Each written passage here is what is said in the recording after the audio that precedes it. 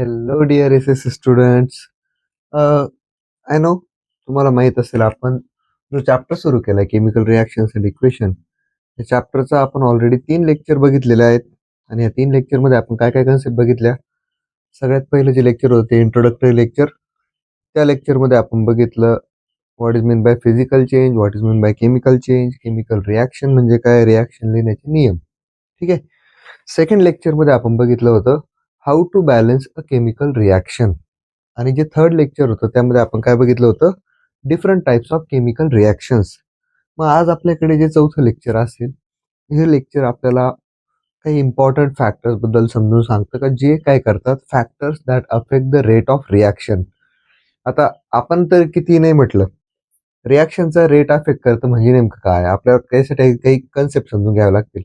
For example आता बघा, आपण घरी गेलो, घरी आपण गॅसचा स्विच ऑन केला आणि आपण लायटरने काय केलं, फायर स्ट्राईक केली. इन्स्टंट गॅस पेटतो. याचा अर्थ रिॲक्शन कशी झाली, खूप पटकन झाली अशी.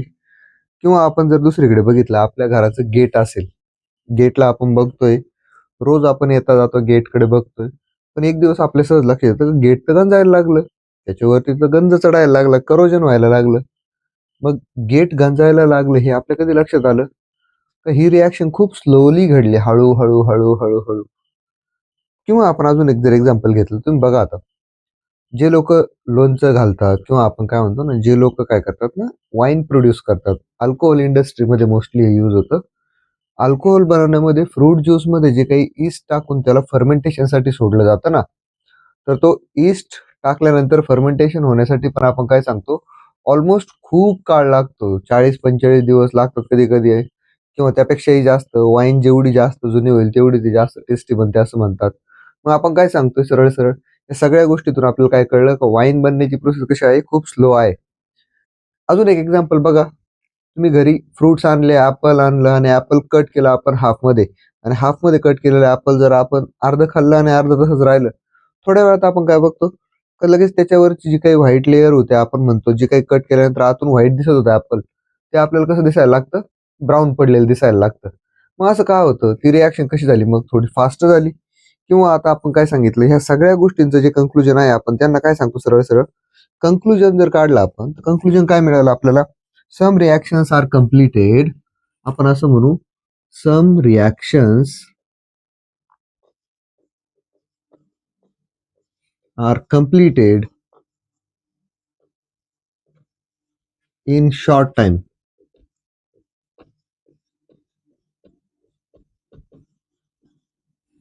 काही रिॲक्शन काय होतात, कमी टाइमात होतात. म्हणजेच काय बरं, रिॲक्शन कम्प्लीट व्हायला टाइम कमी लागला, याचा अर्थ रिॲक्शन कशी झाली, फास्ट म्हणू. That is it occurs rapidly. It occurs rapidly. जेवढी कमी टाइमात झाली तेवढी रिॲक्शन कशी झाली, फास्ट झाली, आपण असं म्हणतो. आणि दुसरीकडे आपण काय सांगतोय, some other require long time. Some other म्हणजे काय, बाकीचे रिॲक्शन रिक्वायर लॉंग टाइम. मग ज्यांना जास्त वेळ लागतो त्यांना आपण काय सांगणार बरं, सरळ सरळ, फॉर कम्प्लिशन.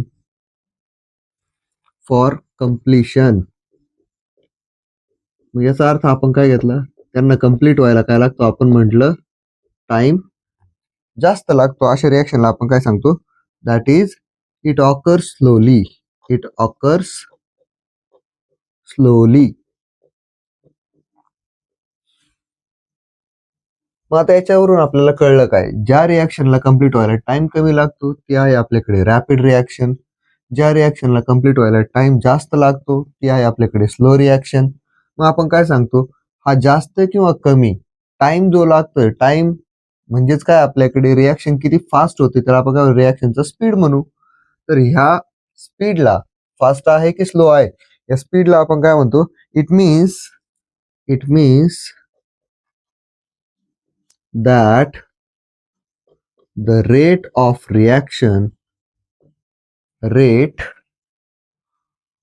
different reaction, वेगवेगळ्या रिॲक्शनचा रेट कसा असतो, वेगवेगळा. Rate of different reaction is different. वेगवेगळ्या रिॲक्शनचा जो काही रेट असेल त्याचा अर्थ, रेटचा अर्थ काय घ्यायचा, स्पीड म्हणू आपण त्याला. आपण काय म्हटलं, वेगवेगळ्या रिॲक्शनचा रेट कसा असेल, वेगवेगळा असेल. मग आता हे जर कळलं आपल्याला, तर मग आपल्याला एक क्वेश्चन येतो. आपल्याला बघा, स्टेट बोर्ड मध्ये आपल्याला एक क्वेश्चन येतो, गिव्ह रिझन मध्ये हा क्वेश्चन येतो आपल्याला, का समर टाइम मध्ये दही पटकन सेट होतं, विंटर टाइम मध्ये दही पटकन सेट होत नाही. त्याचं रिझन आपल्याला द्यायचं. During the summer time it is easy to, काय म्हणतो आपण, the milk can be easily converted into curd, but during the winters it is not. Give reason. मग आपल्याला त्या क्वेश्चनचा आन्सर द्यायचंय, मग आपण ते देऊ. सगळ्यात पहिले याचा एक स्क्रीनशॉट असू द्या. You guys might be wondering, माझा आवाज एवढा स्लो का येतोय, तर त्याचं सिम्पल रिझन आहे. आता वाजलेले आहेत रात्रीचे, I guess what is the time, 11:31. आणि एवढ्या रात्री आपण जर हायर टोन मध्ये लेक्चर रेकॉर्ड केलं तर झोपणारे लोक आपल्याला घरी येऊन बोलतील. त्यापेक्षा टोन सिम्पल ठेवूयात, लेक्चर फक्त रेकॉर्ड करूयात, व्यवस्थित तुम्हाला समजेल, तुम्हाला कळेल एवढा आवाज तर मी काढतोच आहे. ठीक आहे. मग आता आपण काय बघतोय, सरळ सरळ आपल्याला असं म्हटलं काय, ड्युरिंग विंटर काय होतं, during winter long time is required for setting milk into curd. आपण असं म्हणू, ड्युरिंग विंटर्स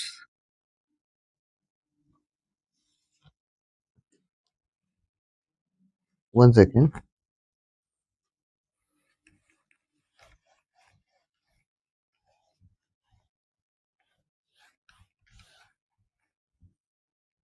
मग आता आपण काय म्हटलं, during winters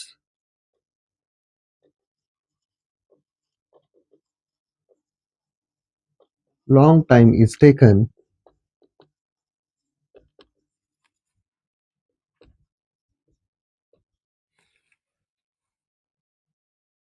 for setting milk into curd. For setting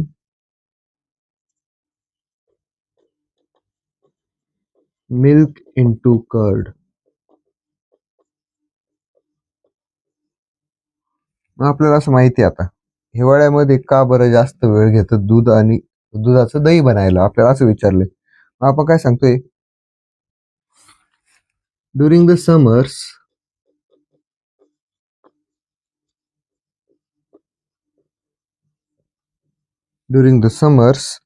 the rate of setting of milk the rate of setting of milk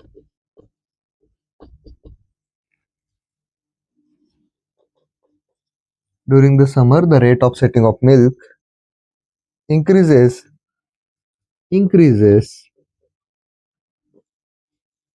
and the curd is formed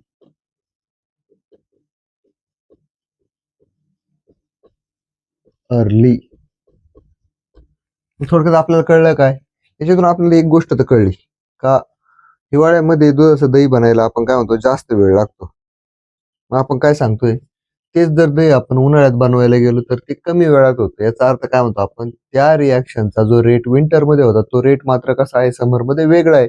मग याच्यावरून कंक्लुजन काय काढलं आपण, कंक्लुजन आपल्याला सांगतं, सेम रिॲक्शन, आता ही दही बनण्याची रिॲक्शनच आहे की नाही दोन्ही केसेसमध्ये, same reaction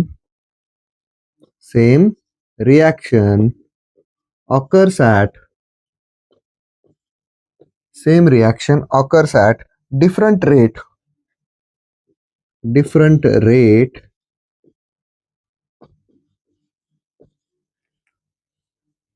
on changing the condition,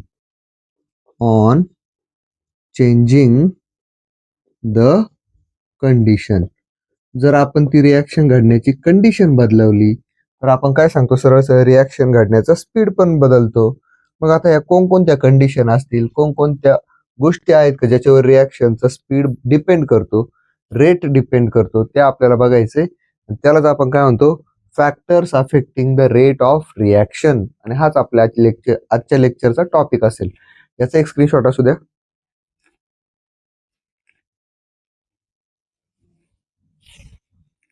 okay, आता आपण बघू factors affecting the rate of reaction. झटपट बघायचे आपल्याला, जास्त वेळ नाही वाया घालवायचा. वेळ खरा तर फळा पुसण्यात आणि पुढचं काही लिहिण्यातच जातोय आपला. बट ठीक आहे, आता बघू आपण आपला topic. Factors affecting the rate of chemical reaction. आपला टॉपिक असेल फॅक्टर्स अफेक्टिंग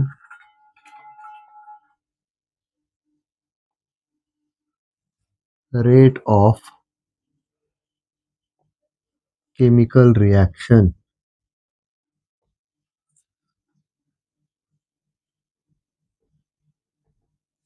आता बघा आपल्याकडे 5 फॅक्टर्स आहेत आपल्याकडे. पहिला फॅक्टर आहे आपल्याकडे नेचर ऑफ द रिॲक्टंट. म्हणजे मग तुमचा जो काही रिॲक्शन मध्ये भाग घेणारा जो ॲरोच्या लेफ्टला लिहितो आपण, तो रिॲक्टंट कसा आहे, त्याचा नेचर कसा आहे, तो हाय रिॲक्टिव्ह आहे, लो रिॲक्टिव्ह आहे, ते आपल्याला बघायचे. सेकंड आपण काय सांगतो, size of the particle of the reactant. रिॲक्टंटचे जे पार्टिकल असतील मग मोठे आहेत का छोटे आहेत, त्यांचा काय परिणाम होते बघायचे. तिसरं आपल्याला बघायचे कॉन्सन्ट्रेशन ऑफ द रिॲक्टंट.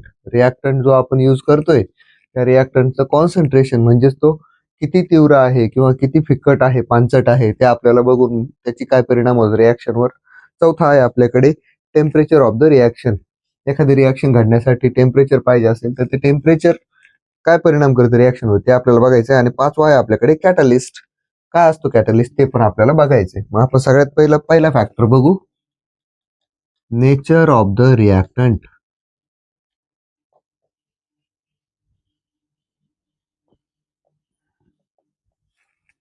मग आपण नेचर ऑफ द रिॲक्टंट बघू. सगळ्यात पहिलं बघा, याला समजून घेण्यासाठी बघा आपण एक छोटासा एक्सपेरिमेंट आहे टेक्स्टबुक मध्ये, तोच समजून घेऊ. आपल्याला काय दिलं यांनी, 2 बीकर दिले. आपण असं घेतलं, एक बीकर इथं घेतला आपण, या बीकर मध्ये आपण सिम्पली सोल्युशन घेतलं. कोणतं सोल्युशन घेतलं आपण, HCl. दुसरा बीकर घेतला, त्याच्यात पण आपण सेम सोल्युशन घेतलं. काय घेतलं आपण, HClच घेतलं. आता हे 2 बीकर आपण शेजारी शेजारी ठेवले आणि या दोघांमध्ये पण आपण काय भरला, HCl, हायड्रोक्लोरिक ऍसिड. मग आता HCl घेतलं. मग मी काय केलं, छोटस घरात येणार जे आपली चपात्या वगैरे रॅप करायला काही लोक वापरतात, ती अल्युमिनियम फॉईल घेतली किंवा अल्युमिनियम मेटलचा एक छोटासा तुकडा घेतला मी आणि त्या तुकड्याला काय केलं, मी इथं टाकून दिलं. आणि अल्युमिनियमचा तुकडा याच्यात टाकल्यानंतर मी रिॲक्शन व्हायची वाट पाहिली. काय लक्षात आलं असेल माझ्या, हा तुकडा इथं तळाशी जर असेल तर याच्यातून काय व्हायला लागेल, थोड्या वेळात रिॲक्शन स्टार्ट व्हायला लागेल आणि छोटे छोटे बबल निघायला लागतील. मग आपण हे जे बबल आले तर त्या बबलला काय म्हणू आपण, अल्युमिनियम हायड्रोजन क्लोराईड सोबत काय झालं, आपण म्हणतो हायड्रोक्लोरिक ऍसिड सोबत काय झालं, रिॲक्ट व्हायला लागला. सेम टाइमला मी दुसरं जे बीकर होतं आपल्याकडे, त्याच्यामध्ये काय घेतलं, झिंक मेटल घेतला आणि त्याचा एक खडा टाकून दिला. याच्यात पण रिॲक्शन होणार आहे, पण काय म्हणतो आपण, याच्यात बबल मात्र कमी येतील आपल्याकडे. याच्या तुलनेत हे बबल खूप कमी दिसत आहेत. मग आपण असं म्हणू शकतो की नाही, कंक्लुजन काय काढू शकतो आपण. आपण म्हटलं रिॲक्शन जर लिहून घेतलं आपण, अल्युमिनियम घेतला आपण कसा होता, सॉलिड, प्लस आपण कोण घेतलं बरं, HCl घेतला आपण कसा होता आपला, ॲक्वस. या दोघांपासून आपल्याला काय मिळालं, पहिली गोष्ट मिळाली आपल्याला AlCl3, अल्युमिनियम क्लोराईड, AlCl3 ॲक्वस. आणि जे बुडबुडे निघाले ते कशाचे होते, प्लस H2, तो कसा होता आपला, गॅसियस. हे जे बबल्स निघाले हे कशाचे होते, आपले हायड्रोजन गॅसचे. मग आता I know he reaction unbalance आहे. तुम्हाला मी खूप छान शिकवलेलं आहे रिॲक्शन बॅलन्स करायचं. एवढी रिॲक्शन, इथून पुढे जेवढे रिॲक्शन आपण लिहू त्या सगळ्या बॅलन्स करून घ्या. मला अपेक्षा आहे तुम्ही बॅलन्स करून घेऊ शकता. तुम्हाला माहिती नंबर्स कसे लिहायचे आता, ठीक आहे. दुसरी रिॲक्शन जर बघितली आपण, काय घेतला होता, झिंक घेतला होता आपण सॉलिड, प्लस HCl घेतला होता आपण कसा, ॲक्वस. त्यातून मला काय मिळालं, मला मिळाला पहिला compound zinc chloride, ZnCl2 aqueous, plus तिथं पण बबल आले म्हणजे कोण होता आपला, H2 गॅस. मग आता या दोन्ही रिॲक्शन बघितल्या आपण तर आपल्या काय लक्षात आलं का, सर तुम्ही तर म्हटले होते का H2 मध्ये H2 गॅसचे जे बुलबुले आहेत, बबल्स आहेत, ते बबल आपण म्हटलं अल्युमिनियम सोबत जास्त येत आहेत, झिंक सोबत कमी येत आहेत. याच्यावरून कंक्लुजन काय काढलं आपण, aluminium is more reactive than zinc.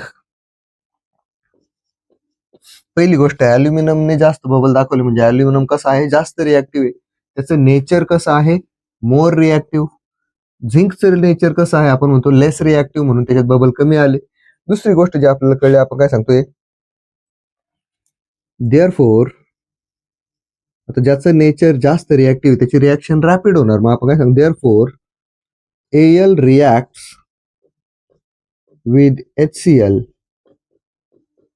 with a higher rate, with a higher rate.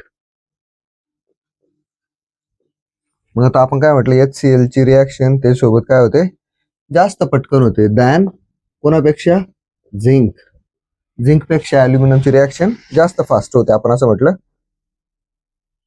मग आपण याच्यावरून कंक्लुजन काय काढलं, नेचर ऑफ द रिॲक्टंट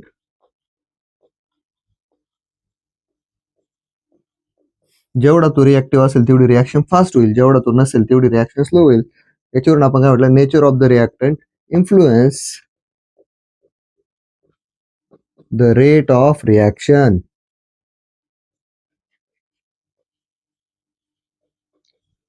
आपल्याला कळलं, जर आपण काय म्हणतोय, रिॲक्टंट जास्त रिॲक्टिव्ह असेल तर रेट फास्ट असेल, रिॲक्टंट कमी रिॲक्टिव्ह असेल तर रेट स्लो असेल.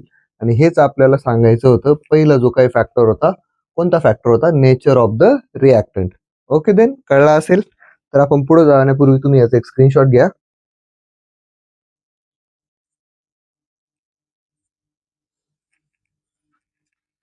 ठीक आहे, याला रब करू आपण, पुढचा फॅक्टर बघू. पटपट बघायचे आपल्याला, काय जास्त नाही, 5 फॅक्टर्स आहेत आणि 5ही फॅक्टर आपले मोजून आपण जर प्रत्येकाला 5 मिनिटं दिले तर 25 मिनिटमध्ये ती सगळे फॅक्टर उरकले पाहिजे. आपल्याकडे वेळ लिमिटेड आहे.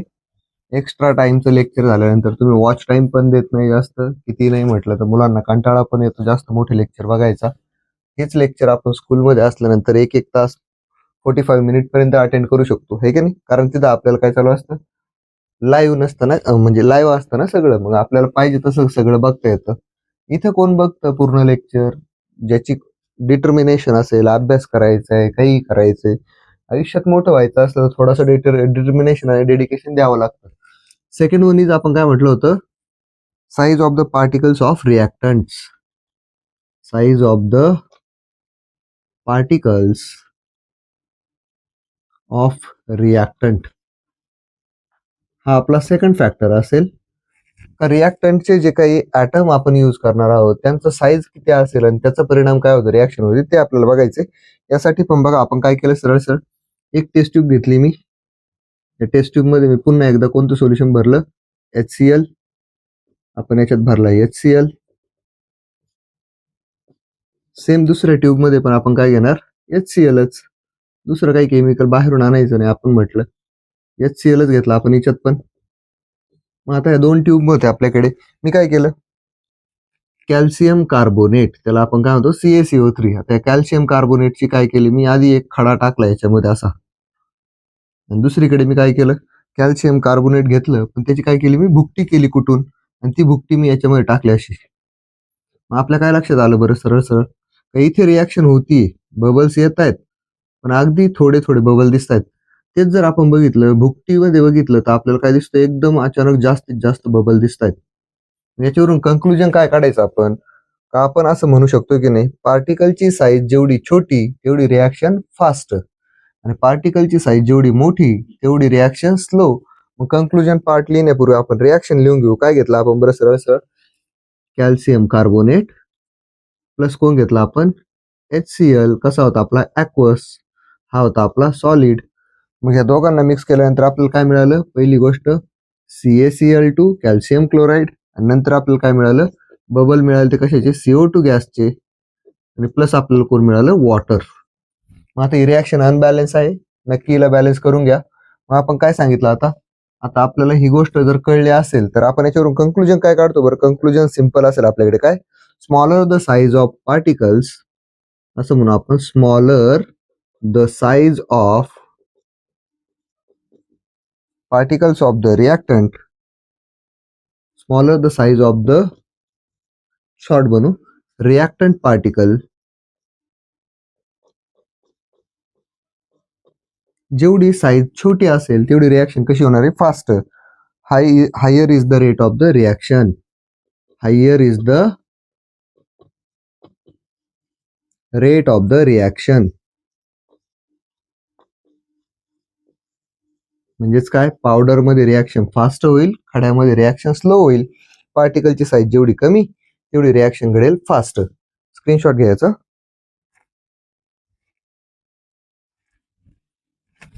Okay, then moving to the third factor. तिसरा जो काही फॅक्टर आहे जो आपल्याकडे रिॲक्शनची रेट काय करतो, इन्फ्लुएन्स करतो, अफेक्ट करतो, तो तिसरा फॅक्टर आपण बघू आता. Third factor is concentration of the reactant. मग आता कॉन्सन्ट्रेशन म्हणजे काय ते समजून घ्या आधी. एखादी गोष्ट सपोज आपण जर असं म्हटलं, एखादा अल्कोहोल ऍडिक्ट आहे, ड्रिंक करणारा पर्सन आहे, तो काय करतो बरं, त्याने जर आहे तशी जर अल्कोहोलची बॉटल तोंडाला लावली तर त्याचं लिव्हर किडनी पटकन खराब होऊन जाईल. तो काय करतो, त्याच्यामध्ये वॉटर मिक्स करतो. वॉटर मिक्स केल्यामुळे होतं काय बरं, आहे त्या ड्रिंकचं काय होतं, कॉन्सन्ट्रेशन कमी होतं. आणि कॉन्सन्ट्रेशन कमी झाल्यामुळे काय होतं, त्याची रिॲक्शन पण काय होते, हळूहळू हळू व्हायला लागते. मग आपण थर्ड जे काही सांगतो ते काय सांगतो आपण, थर्ड आपल्याकडे फॅक्टर असेल concentration of the रिॲक्टंट्स.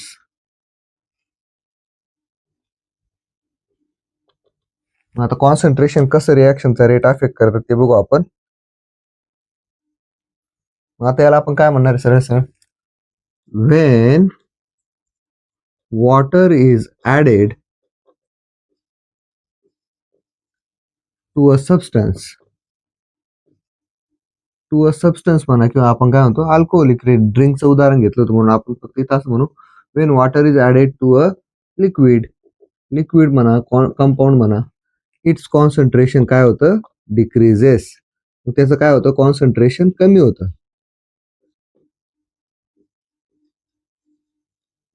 It's concentration decreases. मग आता कॉन्सन्ट्रेशन डिक्रीज झालं याचा अर्थ काय होतं बरं, सरळ सरळ एक एक्झाम्पल समजून घेऊ आपण.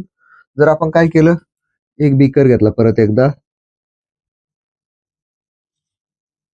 त्याच्या शेजारी आपण दुसरा बीकर घेतला सेम, आणि या दोन्ही बीकर मध्ये आपण काय करणार, सेम सोल्युशन फिल करणार. आता काय फिल करलं आपण, याच्यामध्ये आपण टाकलं HCl, याच्यात पण आपण टाकलं HCl. फक्त फरक काय ठेवला, आता फरक असा ठेवला आपण, इकडे मी काय घेतलं ना, इथं दोघांमध्ये काय भरलं आपण, HCl. पण मी फरक काय ठेवला, ह्या HCl मध्ये मी पाणी ऍड केलं. मग याला आपण काय म्हणतो, डिल डॉट लिहिलंय, म्हणजेच काय, डायल्यूट HCl. डायल्यूट म्हणजे काय, पाणी टाकलेलं.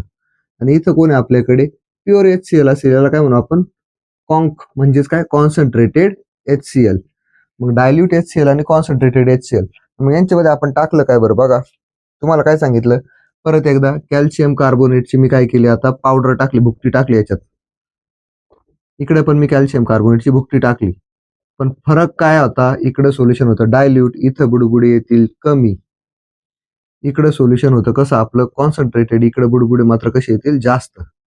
मग याचा अर्थ काय म्हटलं आपण, रिॲक्शन कुठं फास्ट होऊ राहिली, पार्टिकलची साईज तर इथे तेवढीची तिथे तेवढीची, छोटे छोटे भुकटीच टाकले आपण दोन्हीकडे, पण तरी आपण काय म्हटलं, पार्टिकलच्या साईज व्यतिरिक्त सुद्धा काय असतं, कॉन्सन्ट्रेशन नावाची जी गोष्ट आहे ना, ती काय करते आपल्याकडे, सरळ सरळ रिॲक्शनचा रेट अफेक्ट करते. मग याला आपल्याला जर सांगायचं ठरलं तर आपण काय सांगणार, सरळ सरळ, हा डायल्यूट HCl कसा करत होता, स्लोली रिॲक्ट करत होता. हा कसा होता आपल्याकडे, रॅपिडली रिॲक्ट करतोय. स्लोली आणि रॅपिडली जर रिॲक्ट करतायत तर आपण याच्यावरून कंक्लुजन काय काढतो, rate of reaction is proportional to the concentration of reactant. आपण असं म्हणू शकतो की नाही, रेट ऑफ काय म्हणणार आपण आता, rate of reaction is proportional, rate of reaction is proportional. Proportional म्हणजे काय, डायरेक्ट डिपेंड असणं. Rate of reaction is proportional to the concentration of reactants, to the concentration of reactants. रिॲक्टंटचं कॉन्सन्ट्रेशन किती आहे, कमी आहे का जास्त आहे, त्याच्यावर काय डिपेंड करेल, आपल्या रिॲक्शनची रेट डिपेंड करेल. ठीक आहे, मग हे होतं आपल्याकडे थर्ड फॅक्टर, जो आपल्या रिॲक्शनचा रेट काय करतो, अफेक्ट करतो. मग आता आपल्याकडे काय राहतंय, फोर्थ आणि फिफ्थ असे दोनच फॅक्टर राहत आहेत. याचा स्क्रीनशॉट घ्या. ओके, चला फोर्थ फॅक्टर कडे जाऊ आपण. फोर्थ फॅक्टर आपल्याला काय सांगतोय ते बघू आपण आता. जो आपला फोर्थ फॅक्टर आहे त्याचं नाव आहे आपल्याकडे temperature. Temperature of the reaction. टेम्परेचरवर पण काही रिॲक्शनचा काय डिपेंड असतो, रेट डिपेंडंट असतो. कसा असतो ते आपल्याला बघायचंय. चौथा आहे आपल्याकडे factor temperature of the reaction.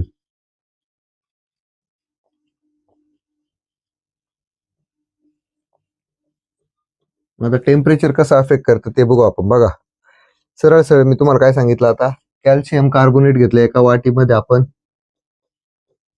Solid calcium carbonate खडा असतो, त्याचे खडे मिळतात आणि त्याला मला काय करायचं होतं, डिकम्पोज करायचं होतं. मग आता आपण काय म्हटलं, याला जर आहे असं सोडलं तर हे लवकर डिकम्पोज होणारच नाही. याला डिकम्पोज करायचं म्हटल्यानंतर आपण काय सांगतो, आपल्याला याला हीट करावं लागतं. आणि मी तुम्हाला सांगितलं एखाद्या रिॲक्शनला जर तुम्ही हीट देत असाल, तिला काय म्हणतो आपण एंडोथर्मिक. रिॲक्शन मधून हीट निघत असेल ती कशी असते, एक्झोथर्मिक. मग हिला हीट द्यावी लागणार आहे आपल्याला, म्हणून आपण इथं ट्रायंगल ड्रॉ करू. कशी आहे ही एंडोथर्मिक रिॲक्शन. याच्यापासून मिळतं काय आपल्याला, कॅल्शियम ऑक्साईड प्लस आपल्याला कोण मिळतं याच्यातून, CO2 गॅस. मला सांगा, ही रिॲक्शन जशी ठेवली होती तशी घडणार पण नव्हती, किंवा घडली तरी लई स्लो होणार होती. पण आपण टेम्परेचर दिल्यामुळे काय झालं, ही रिॲक्शन फास्ट घडली आणि आपल्याला 2 कंपाऊंड मिळाले, डिकम्पोजिशन झालं याचं. ही कोणती रिॲक्शन होती, एकापासून 2 प्रॉडक्ट मिळाले म्हणजे डिकम्पोजिशन रिॲक्शन. दुसरं एक्झाम्पल जर घेतलं आपण, मी जर काय केलं, आयन घेतलं, लोखंड प्लस मी काय केलं, सल्फर घेतला आणि ह्या दोघांना मी रिॲक्ट व्हायला ठेवलं. आता कितीही नाही म्हटलं, आयन सॉलिड आहे, सल्फर सॉलिड, दोघं रिॲक्ट करतील का? मग आपल्याला जर आयन सल्फाईड मिळवायचं असलं तर परत एकदा काय करावं लागेल, या रिॲक्शनला हीट द्यावी लागेल, एंडोथर्मिक बनावं लागेल आणि आपल्याला काय मिळेल याच्यापासून, आयन सल्फाईड FeS. मग आता ह्या दोन्ही रिॲक्शन मधून आपल्याला काय लक्षात आलं बरं, सरळ सरळ, कोणतीही रिॲक्शन असेल तिचं जर आपण टेम्परेचर वाढवलं, हीट जर दिली रिॲक्शनला, तर काय होतं, रिॲक्शनचा रेट पण वाढतो, रिॲक्शन फास्ट घडते. मग आपण काय सांगणार, द increase in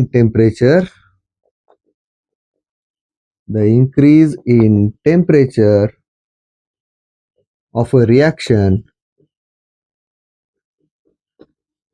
increases, काय वाढवतं ते, द रेट ऑफ रिॲक्शन.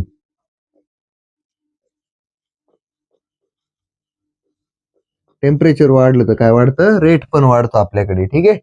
मग हे होतं आपल्याकडे चौथा फॅक्टर होता, जो आपल्याकडे काय करतो, रिॲक्शनचा रेट कमी जास्त करण्यामध्ये रिस्पॉन्सिबल आहे, तो आहे आपला टेम्परेचर. याचा पण स्क्रीनशॉट घ्या. अँड नाव आपला जो शेवटचा फॅक्टर आहे, जो रिॲक्शनचा रेटला काय करतो, अफेक्ट करतो, तो फॅक्टर आपण बघू, that is catalyst.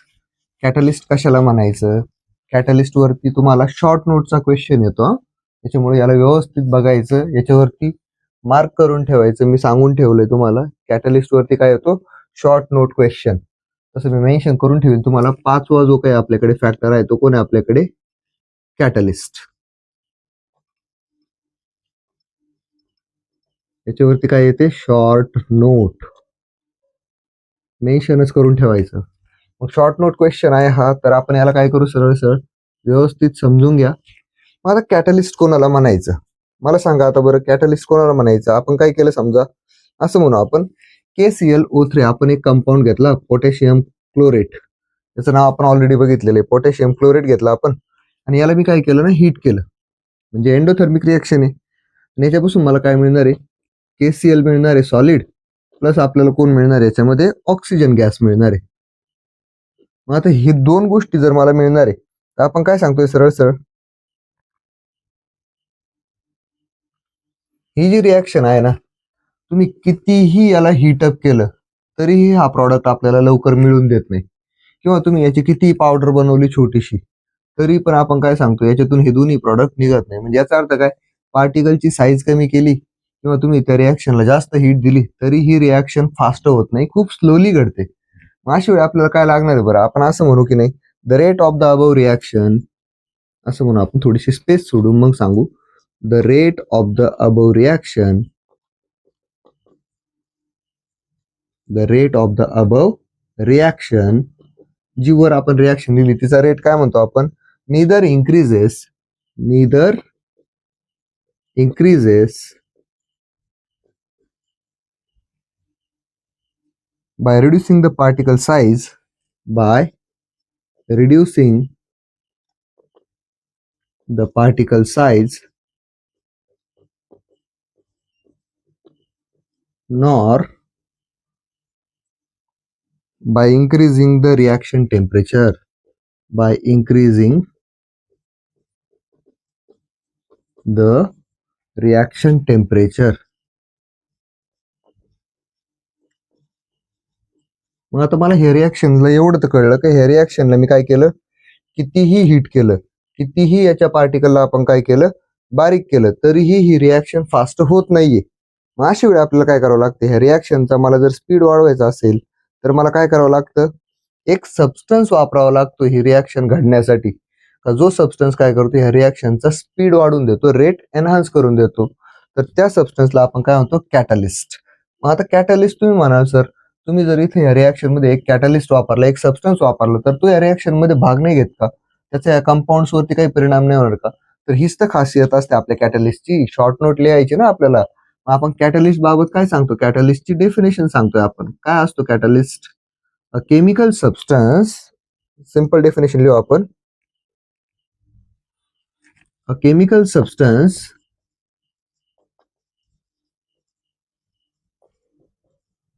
which enhances the rate of chemical reaction. The rate of chemical reaction. A chemical substance which enhances the rate of chemical reaction. कोणत्याही केमिकल रिॲक्शनचा रेट वाढवणारा सबस्टन्स. पण तो कधी वाढवणार? The chemical substance which enhances the rate of chemical reaction without taking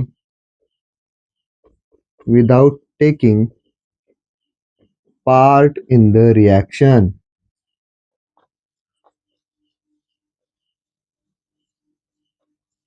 मग असा chemical substance जो काय करतो, रिॲक्शन मध्ये भाग पण नाही घेत, रिॲक्शनचा स्पीड पण वाढवतो, त्याला काय म्हणतो आपण, कॅटलिस्ट.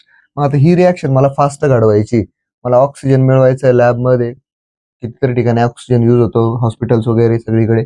मला लॅबमध्ये ऑक्सिजन बनवायचं आहे, पण ऑक्सिजन बनवण्यासाठी मला काय पाहिजे, रिॲक्शन फास्ट झाली पाहिजे. मग आपण ह्या रिॲक्शनसाठी एक कॅटलिस्ट वापरतो, त्याचं नाव आहे MnO2. आणि कॅटलिस्ट, आणि मी तुम्हाला सांगितलं होतं रिॲक्शन लिहायचे रूल मध्ये, आपला रूल आहे बघा, हीट आणि कॅटलिस्ट काय करायचे, ॲरो जवळ मेन्शन करायचे. MnO2 म्हणजे कोण आहे, हा आपला मॅंगनीज डायऑक्साईड. हा एक काय कॅटलिस्ट आहे, जो काय करतो, या रिॲक्शनचा रेट वाढवतो. तुम्हाला पाहिजे तर आता ही नोट लिहून होत असताना आपण काय सांगणार, एक्झाम्पल पण लिहायचं. कॅटलिस्ट वेगवेगळे असू शकतात आपल्याकडे. पहिला होता MnO2, नंतर तुम्ही बघा अजून कॅटलिस्टचे खूप सारे एक्झाम्पल देता येतात आपल्याला.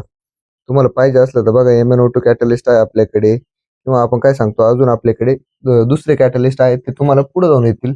आता सध्या जरी एक लक्षात ठेवायचं आहे आपल्याला. मग अजून एखादं रिॲक्शन सांगायला लावली तर आपल्याला काय सांगणार आपण, दुसरी रिॲक्शन बघा. कॅटलिस्टचं उदाहरण देण्यासाठी आपण म्हटलं आपल्याकडे आहे H2O2, याचं नाव आपण सांगितलेलं आहे हायड्रोजन परऑक्साईड. या परऑक्साईडला जर मला काय करायचं, याचं डिकम्पोजिशन करवायचंय, तर मी कोणता कॅटलिस्ट वापरणार, परत एकदा MnO2 वापरू आपण. एकच कॅटलिस्ट नसतो एवढा, वेगवेगळे आहेत, पण हा या रिॲक्शनचा रेट वाढवतो.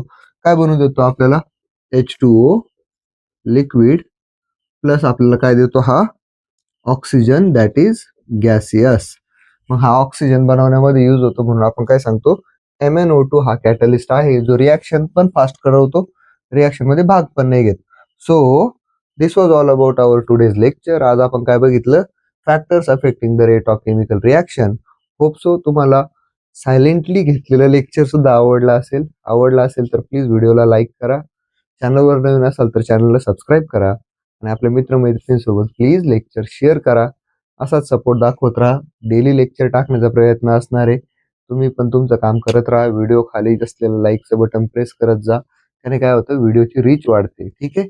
So this was all about today's lecture. लवकरच भेटू आपण पुढच्या लेक्चरमध्ये.